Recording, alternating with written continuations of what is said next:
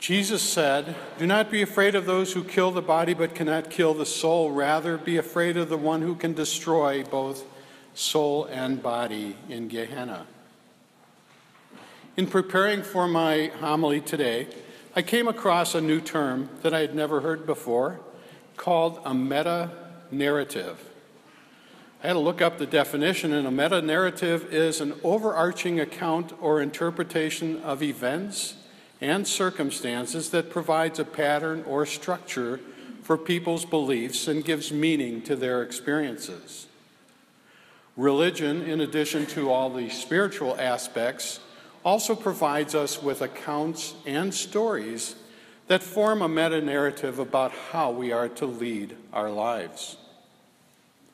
Many years ago, I think it was about 20 years ago, I attended a function at Grace Church with my son John, two of his friends, and their dads.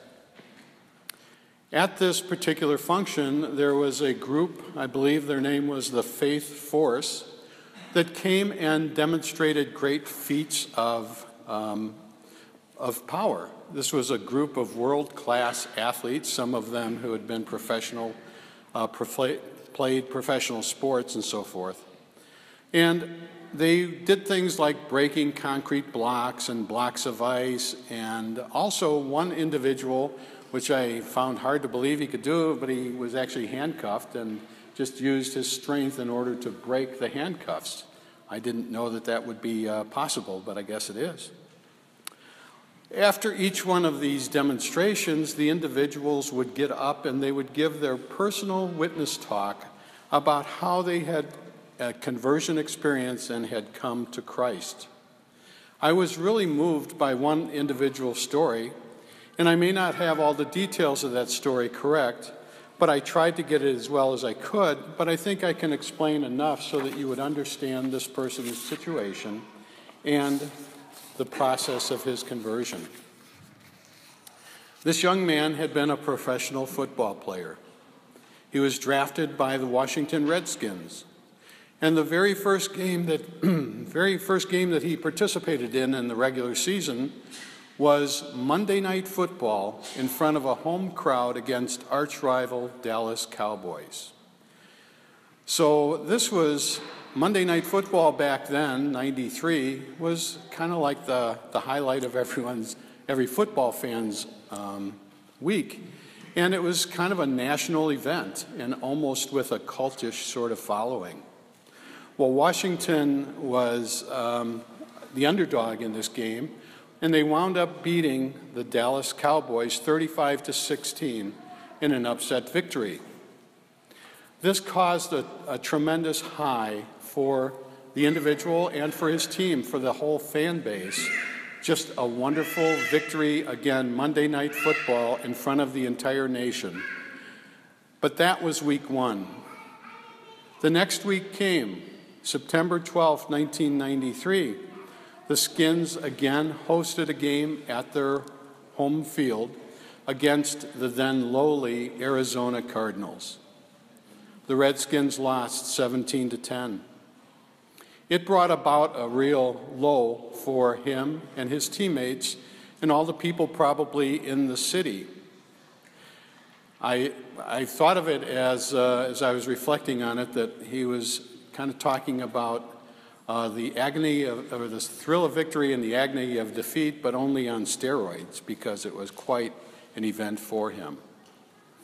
The Redskins must also have been in quite a funk because they didn't win another game until November.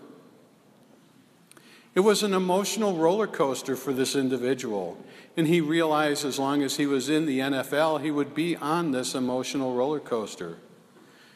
He realized that he would need someone to hold on to, something that would be a constant and help him through all the peaks and valleys.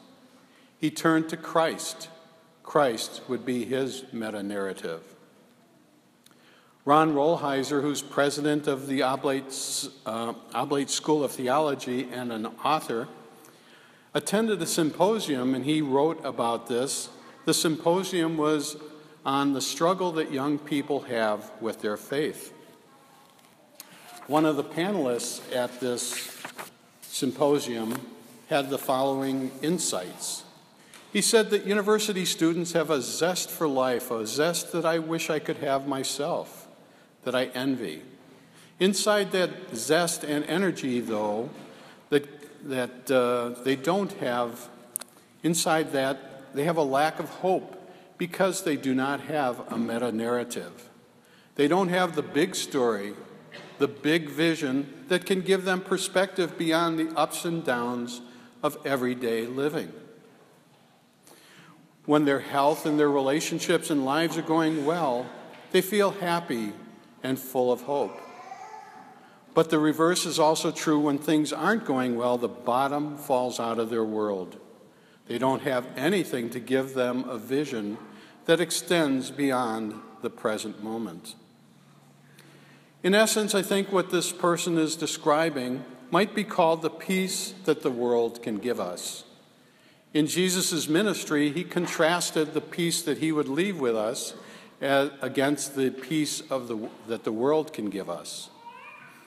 The peace that the world can give us isn't a negative thing. It's not a bad thing, not a bad peace at all.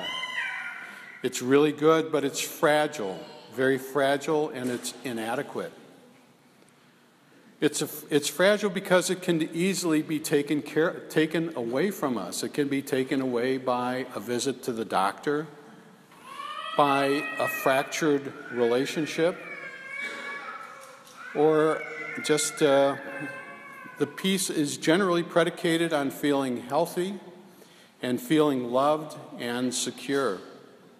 But as we're all painfully aware, these conditions can change in an instant with those conditions I said, like a visit to the doctor, or a change in a relationship, or a loss of a job. We do what we can to protect ourselves from these occurrences, but still we always seem to live inside an anxious peace.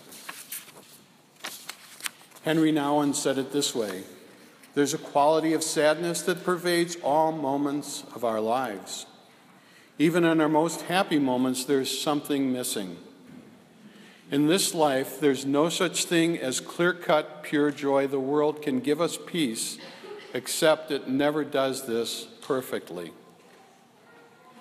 What Jesus offers is a peace that is not fragile. It doesn't depend on feeling healthy, secure, and loved in this world, or even winning your last football game. Jesus gives us an absolute assurance that we are tied in a very particular way, connected to God, who is the source of all life.